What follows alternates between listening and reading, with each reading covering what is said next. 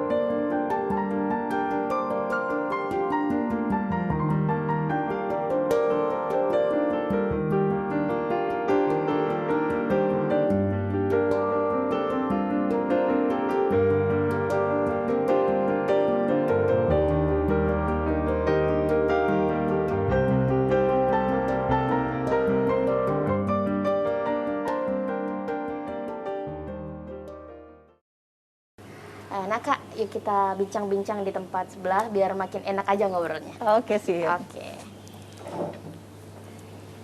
Oke kan Kak?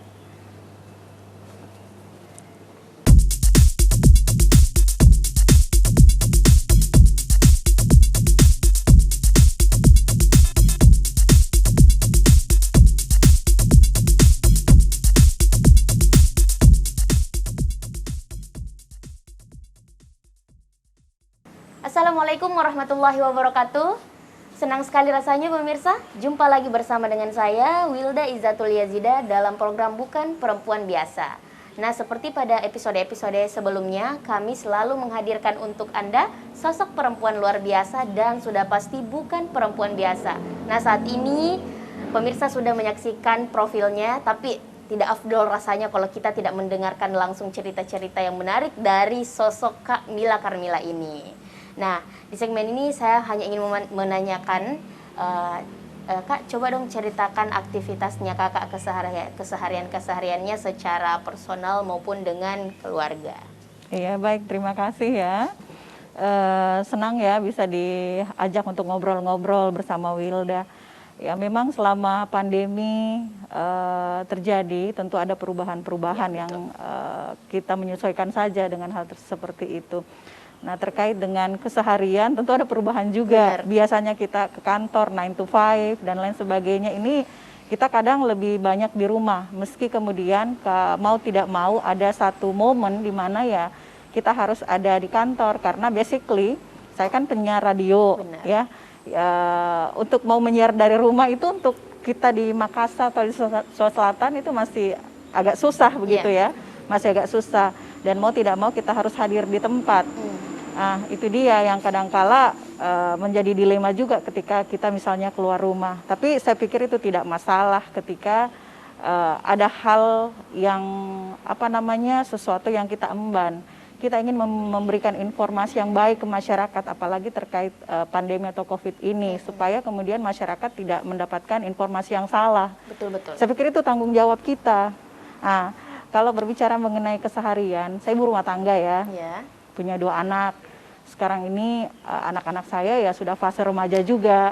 Jadi saya cukup fleksibel untuk kemudian melakukan kegiatan-kegiatan. Selain pekerjaan utama saya sebagai penyiar radio, saat sekarang ini juga saya tengah disibukkan dengan kegiatan menulis. Saya bersama teman-teman di salah satu koalisi organisasi non pemerintah itu tengah membuat satu buku terkait dengan profil masyarakat yang kemudian punya upaya bagaimana menstop perkawinan untuk anak khususnya ya, anak usia di bawah 19 tahun. Iya. Kesibukan lainnya seperti biasalah, selain jadi ibu rumah tangga, saya juga beberapa bulan terakhir ini sering diajak untuk memandu acara. Iya. Acara wedding, meskipun itu terbatas, tapi ya kita tahu bahwa masyarakat kita masih banyak yang melakukan momen pernikahan untuk anak mereka begitu, dan alhamdulillah saya masih diajak untuk menjadi bagian dari itu. Kemudian yang lain lagi menjadi moderator untuk satu kegiatan webinar yang dilakukan oleh salah satu instansi pemerintah. Itu saja, Wilda. Oke, Kak, saya tertarik di bagian Kakak yang kesibukan itu nulis ya. Kakak kenapa memilih judul buku yang Kakak tulis tadi?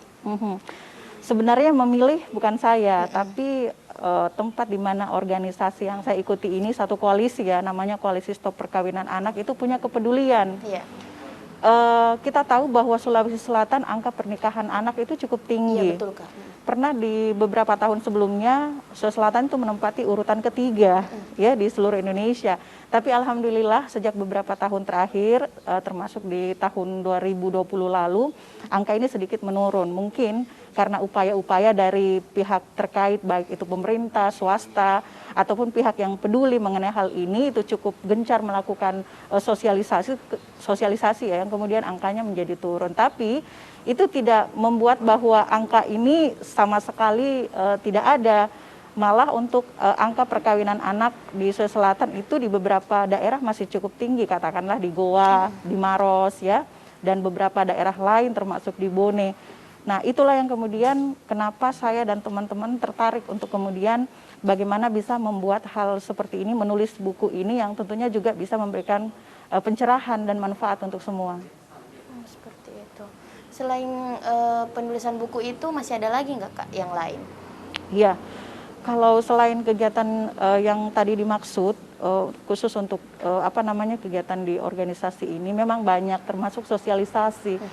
Kami sering melakukan sosialisasi itu di banyak tempat, termasuk juga mungkin di tempat saya mewakili media ya, media yang kadangkala juga menjadi corong bagaimana supaya masyarakat itu paham, terutama yang punya anak masih usia di bawah 19 tahun, untuk jangan dulu lah menikahkan anaknya, betul ya. Mereka kesempatan masa depannya masih sangat bagus, mereka masih perlu untuk mengenyam pendidikan, meraih cita-citanya kan, dan lain sebagainya. Seperti itu sih. Oke, kita tahan dulu ya, Kak. Baik pemirsa, kita akan lanjutkan lagi dialog bersama dengan Kak Mila setelah jeda berikut, jadi jangan kemana-mana.